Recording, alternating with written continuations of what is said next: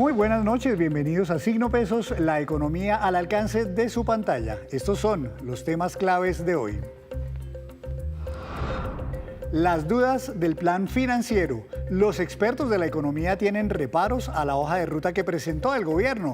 No saben cómo se hará el ajuste fiscal requerido. Además, ven muy optimista al gobierno con respecto al déficit fiscal. Analizaremos este y otros temas con el ex viceministro de Hacienda, Juan Alberto Londoño. Aumentan los colombianos centenarios. Un estudio muy interesante de varias entidades en Colombia encontró que la población de nuestro país está envejeciendo y cada vez más personas llegan a cumplir 100 años. ¿Qué es lo positivo y cuáles son los retos que implica esta realidad? Analizaremos este informe con Juan Manuel Anaya, uno de sus autores. Otro apagón en la refinería de Cartagena. Al parecer, un vendaval habría sido la causa de esta falla eléctrica en la gigantesca planta de Ecopetrol. De hecho, no ha generado problemas con el suministro de combustibles, pero sí ha despertado preocupaciones entre los expertos.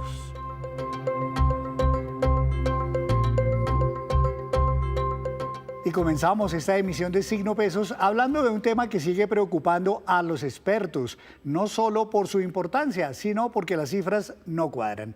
Hablo del Plan Financiero 2026 presentado la semana pasada por el Ministerio de Hacienda. Saludo al doctor Juan Alberto Londoño, ex viceministro de Hacienda. Doctor Londoño, buenas noches, bienvenido. Hola Henry, como siempre un gusto estar con ustedes aquí en Signo Pesos y como siempre intentando aportar un poco en el conocimiento de lo que está pasando con las finanzas públicas. Claro que sí, doctor Londoño, creo que pocas veces habíamos visto que en la presentación de un plan financiero se generaran tantas dudas generalizadas y casi por los mismos temas entre todos los expertos del país. Me imagino usted también ha encontrado reparos a este plan financiero. Henry, es que fue tan increíble la situación que no lo presentaron. Acuérdese que siempre hacen una rueda de prensa, un documento de explicación que sí lo entregaron después, pero no permitieron ese análisis que se hace siempre cuando se presenta el plan financiero, que además se presentó casi un mes con retraso frente a lo que se hace normalmente. Doctor Londoño, ¿cómo este programa no lo ven solamente personas expertas en la economía o que ya tienen buenos conocimientos, sino gente del común? Expliquemos primero que todo, ¿qué es el plan financiero del gobierno nacional que presentan cada año? Henry, yo diría que el plan financiero es la hoja de ruta. Es la hoja de ruta del manejo de las finanzas públicas a lo largo del año.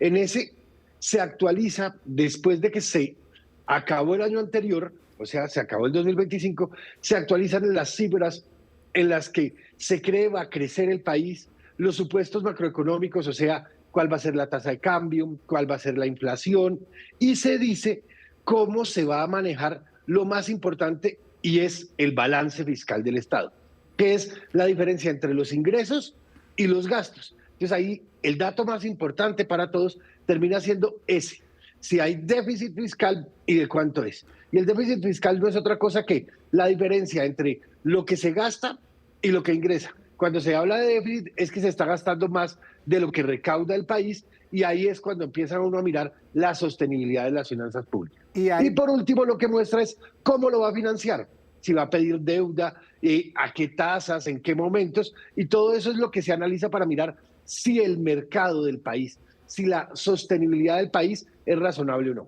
Pues ahí en el déficit fiscal está precisamente el primer reparo de casi todos los expertos. El gobierno dijo, bueno, el año pasado cerramos con un déficit de 6,4 y para este año esperamos bajarlo al 5,1%. Muchos no creen en que sea posible, que el gobierno está muy optimista. ¿Por qué lo dicen, doctor Londoño? Yo creo que hay tres razones principales. La primera es, dicen que van a hacer un recorte del gasto, que no explican de dónde. Un recorte del gasto de cerca de 32 billones de pesos, eso es 1,6% del PIB, pero no dicen de dónde van a recortar. Con una cosa adicional, siguen teniendo un supuesto, y no son muy claros, en los impuestos que se crearon bajo las emergencias económicas que han decretado a lo largo de este año. Entonces, lo primero es, los ingresos no son ciertos. Lo segundo es el recorte de gasto. de 1.6 puntos del PIB, de 32 billones de pesos, cuando el gobierno ha dicho yo no puedo recortar el presupuesto, pues no se ve. ¿Qué dicen? Voy a hacer un manejo de caja y voy a sacar un decreto de recorte. Pero no nos han dicho le voy a recortar, por poner un ejemplo, a salud, a transporte, a educación, a defensa. No nos han dicho dónde. Y también se ve, con el ritmo de gasto que ha tenido este gobierno, pues muy difícil que se haga ese recorte. Y en cuanto al ingreso, sobreestiman, como lo han hecho a lo largo de los 4 años de gobierno, el ingreso tributario. Ellos esperan tener un recaudo que no se ve cierto de acuerdo a las dinámicas económicas que ha tenido el país. Pues algunos dicen efectivamente que es que el gobierno tal vez se va a hacer un poco, digamos, el de la vista gorda con ese ajuste que hay que hacer y al cual se comprometen ahí en el plan financiero y que más bien se lo va a dejar para después de agosto al gobierno que llegue. Yo no tengo duda de que vienen pateando la obligación. Como lo dice uno vulgarmente, usted, ¿qué dice? No, pues que pague el que viene. Y eso lo vienen haciendo no desde hoy, no desde ese plan financiero. Mire que también otro de los comentarios que ha hecho todo el mundo que analiza estos temas es, el año pasado el déficit bajó, si lo puede mirar uno un poquito, y la deuda bajó por operaciones de manejo de deuda, que lo que hicieron fue recomprar deuda de hoy para pasarla a más adelante, para que la paguen gobiernos de más adelante, en especial el próximo gobierno, pero con unas tasas de interés altísimas. ¿Y eso qué hace? Todo lo que están diciendo es, el esfuerzo ya no lo hizo este gobierno, le tocará hacerlo al próximo. Desde el 7 de agosto, el gobierno que llegue tendrá que buscar cómo recortar esos 32 billones de pesos, porque este gobierno no lo ha hecho y no lo va a hacer. Le va a dejar el problema al próximo gobierno. Y el próximo gobierno, cuando llegue, el presupuesto ya estará ejecutado. Usted en agosto ya tiene casi todo el presupuesto ejecutado o por lo menos comprometido y es muy difícil que lo pueda hacer. Por eso todos los analistas dicen, va a ser muy superior. Hay algunos que dicen por encima del 6.5%, otros dicen que puede llegar al 7% ese déficit que tengamos en este año. ¿Por qué? Por esa falta de seriedad y de claridad en el manejo. Hay otras críticas y es, el presidente Petro ha dicho todo el tiempo que la subida del salario mínimo no afecta a la inflación, pero en el marco fiscal, que era el documento anterior que teníamos para mirar los análisis económicos del Estado, decían que la inflación iba a estar en el 4%. Y ahora nos están diciendo que está en el 5.8%, con lo cual el mismo gobierno reconoce que la subida del salario mínimo afecta tanto la inflación como los costos de la nación, porque ya lo han dicho todos los analistas, en pensiones eso nos subió el gasto en casi un 6%, en casi 6 billones de pesos. Doctor Londoño, hay otras preocupaciones, digamos, un poco adicionales a este tema propiamente del plan financiero y es la gestión de la DIAN. Mire que en estos días un exdirector de la DIAN, el doctor Alejandro Junco, Lisandro Junco, perdóneme, explicaba que la DIAN tiene una cartera de 40 y tantos billones de pesos y que prácticamente 16 billones de pesos de eso ya es irrecuperable, ya se perdió, ya feneció. ¿Es posible que estén pasando esas cosas? Porque además si hablamos de 16 billones, hablamos de una suma muy gruesa, equivalente prácticamente a la última reforma tributaria o ley de financiamiento que el gobierno presentó el año pasado y por la que tanto peleó y no lo logró. Yo creo que con la gestión de la DIAN ha pasado una cosa que es muy difícil de explicar. En los 2 primeros años, cuando estaba el famoso Mr. Taxes, decían que por gestión de la DIAN iban a recaudar una cantidad de recursos que nunca aparecieron. Pero adicionalmente, en los 2 años que han seguido, lo que hemos visto es que el recaudo de la DIAN ha caído año tras año. Hemos tenido menor recaudo en el 24 que en el 23 y en el 25 que en el 24. ¿Por qué? Porque sobreestimamos los recursos, con problemas aún más grandes.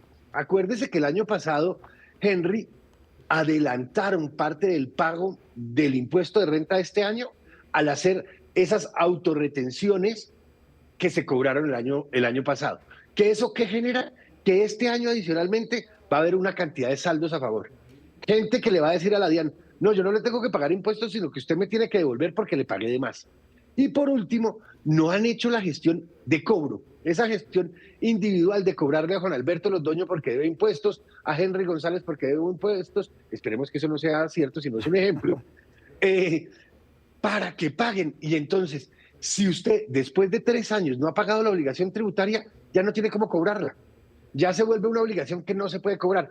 Entonces ese es el problema que se está viendo y eso es lo que alega Lisandro al decir, ojo, que se están perdiendo recursos que son demasiado importantes.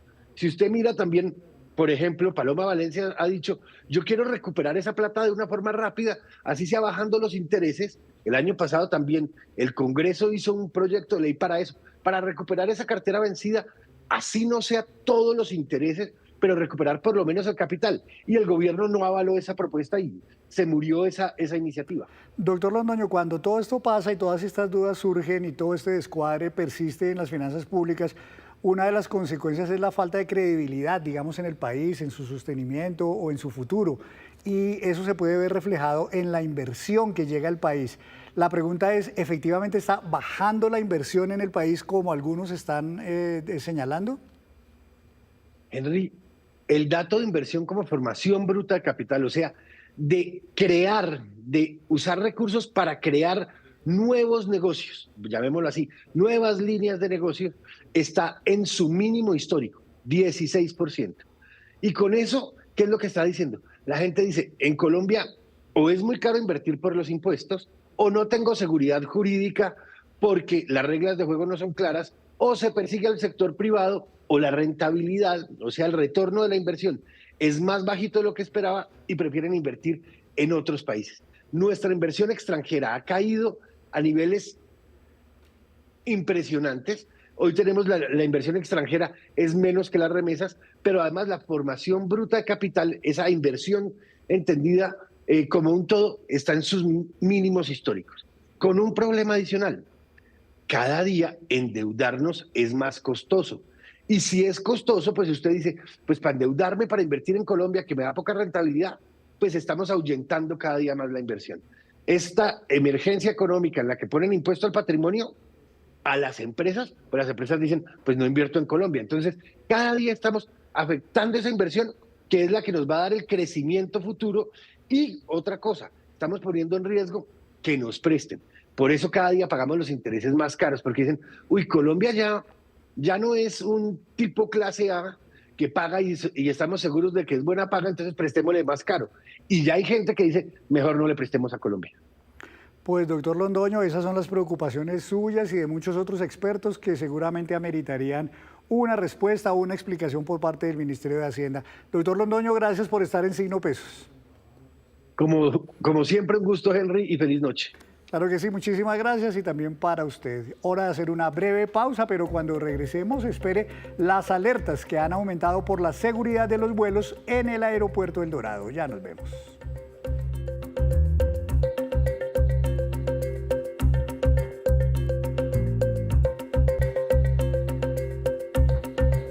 Gracias por mantenerse conectado con Signo Pesos.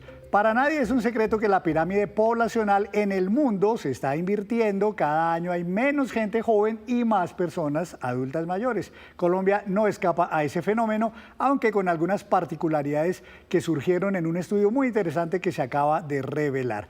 Doctor Juan Manuel Anaya, investigador principal del programa Longevidad Saludable. Buenas noches, bienvenido a Signo Pesos. Muy buenas noches, Henry, y un saludo para todos quienes nos ven a esta hora. Bueno, este estudio muy interesante de varias entidades, doctor, nos dice que el índice de envejecimiento en Colombia ya llegó a 70. ¿Qué significa esto? Bueno, ese dato no es de nuestro estudio, ese es un dato del DANE.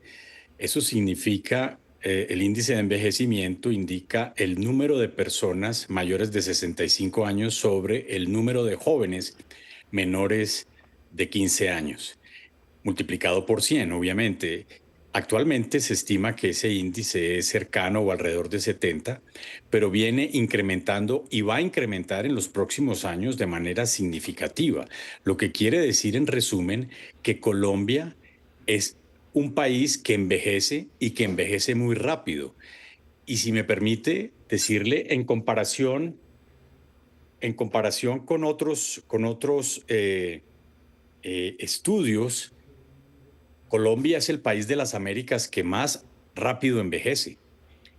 De tal manera que la longevidad o el envejecimiento es un problema de salud pública al que hay que prestarle mucha atención, básicamente por tres razones. Primero, porque con la longevidad vienen las enfermedades crónicas no transmisibles, luego hay un gasto elevado en los sistemas de salud. En segundo lugar, porque la población aumenta y aumenta significativamente. Luego eso tiene una traducción en el ámbito pensional en particular. Y en tercer lugar, porque, como lo comenté anteriormente, el número de personas jóvenes es cada vez menor.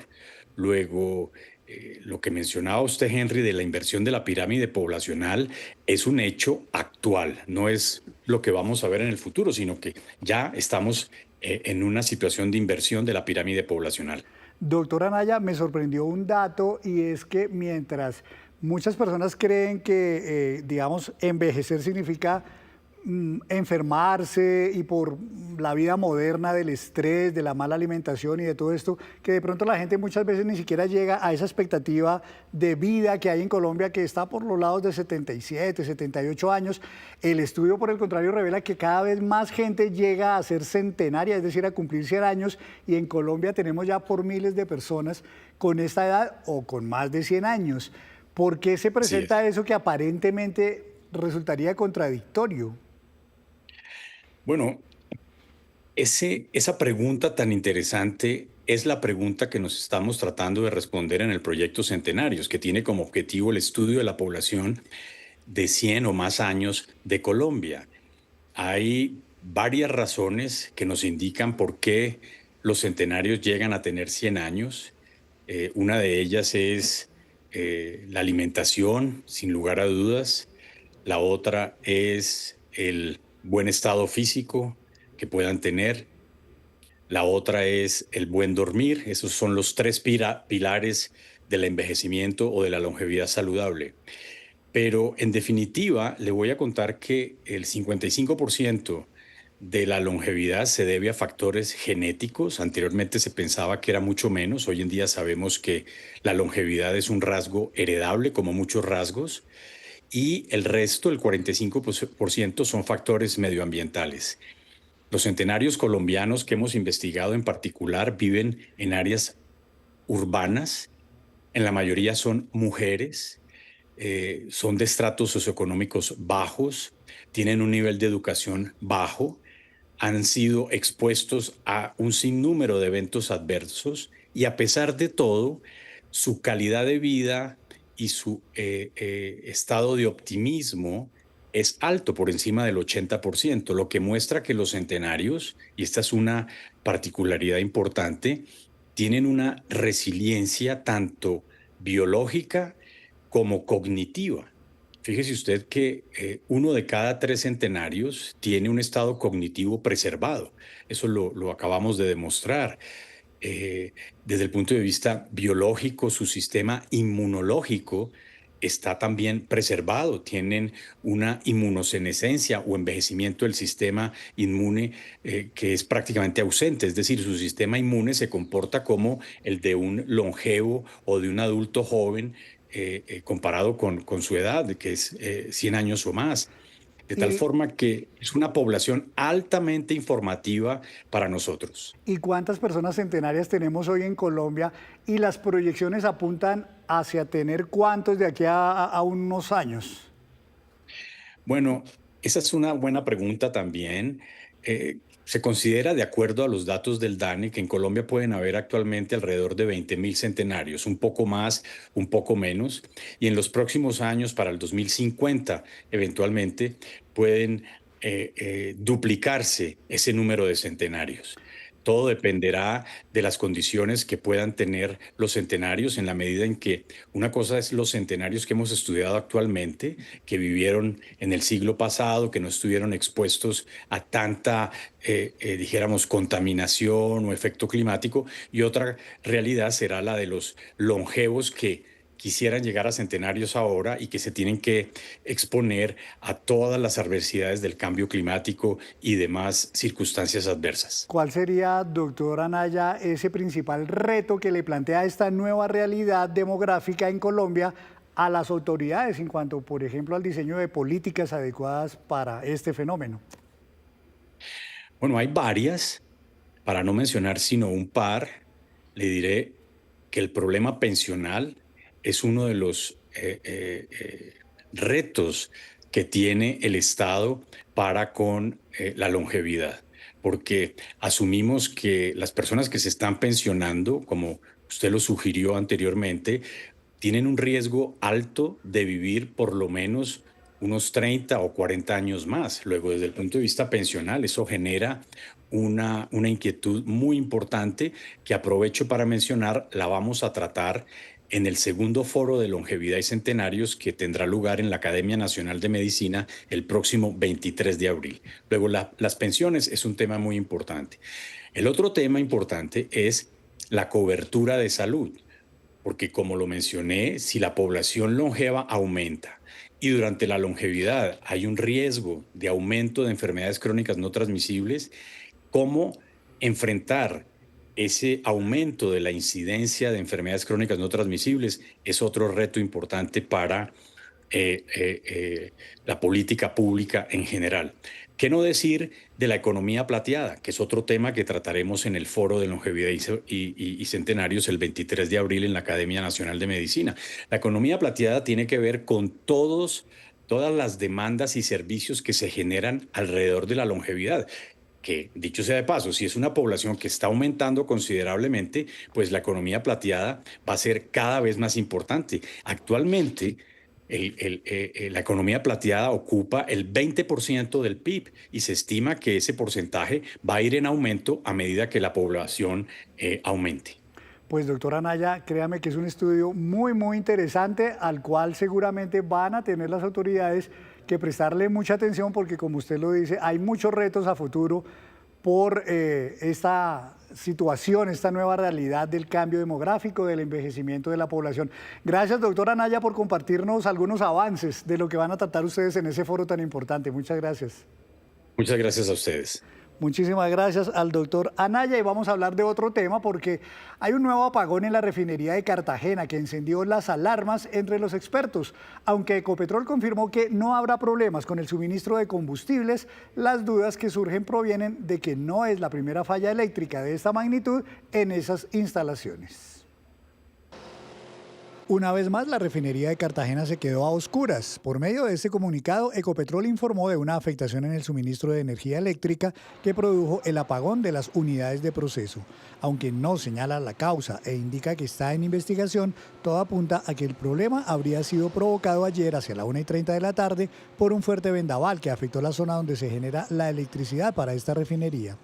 En su comunicado indicó Ecopetrol que este hecho no altera el normal suministro de combustible a la costa Caribe ni al resto del país, dado que la refinería cuenta con suficientes inventarios de respaldo para abastecer la demanda nacional. Esas reservas podrían durar 10 días. Reficar procesa actualmente cuando menos unos 187.000 barriles por día de derivados del combustible. Esto convierte a Reficar en la responsable de producir el 54% del diésel que consume Colombia y el 35% de la gasolina del país. De ahí que los constantes fallos eléctricos que ha venido teniendo esta refinería en el último año y su salida permanente de producción empiezan a generar preocupaciones sobre el abastecimiento de combustibles del país. Pero no es la primera falla eléctrica. En febrero del año pasado se apagó toda la refinería por una falla en la subestación principal. Eso llevó a la empresa a anunciar inversiones millonarias para mejorar la confiabilidad eléctrica de la refinería. Entre esos arreglos se incluían modernizar la subestación eléctrica SE01, reforzar el sistema eléctrico interno, mejorar la redundancia para evitar apagones y mayor conexión al sistema eléctrico nacional. Ese proyecto ya está muy avanzado, por lo que extrañó que un vendaval o lo que haya sido la causa de nuevo apague la refinería. Estas parálisis preocupan mucho por el abastecimiento. No solo por el grado importante que ya tenemos de importaciones, sobre todo de gasolina, donde hoy importamos cerca del 58% de la demanda nacional, sino que hacia el futuro las previsiones de crecimiento de demanda, tanto de gasolina, diésel y combustible de aviación Jet A1, empiezan a generar preocupación. Ecopetrol informó que hoy lunes 2 unidades están operativas ya y que a más tardar mañana todo estará resuelto. Pero hay más temas de preocupación en el país. En menos de una semana, 2 incidentes aéreos volvieron a encender las alertas en el Aeropuerto Internacional El Dorado. Un helicóptero militar que cruzó sin autorización el espacio aéreo y un avión que tuvo que regresar tras una emergencia en pleno despegue dejan al descubierto las fallas y las advertencias que desde hace tiempo vienen haciendo pilotos y controladores aéreos sobre la seguridad en la principal terminal aérea del país.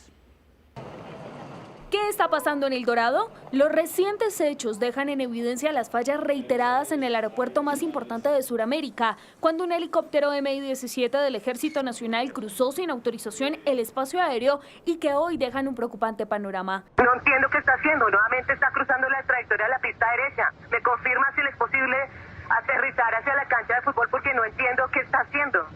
Ahorita procede hacia la escuela militar. Este es el segundo incidente similar que se registra en un mes en esta terminal aérea. Desde el Ministerio de Defensa ya denunciaron penalmente a los pilotos del helicóptero militar que cruzó en varias ocasiones sin autorización la pista del Dorado de Bogotá. También conocimos los minutos de tensión que se vivieron en otro hecho el pasado miércoles, cuando un avión Beechcraft King Air 350 presentó una emergencia durante el despegue y tuvo que regresar de inmediato al aeropuerto.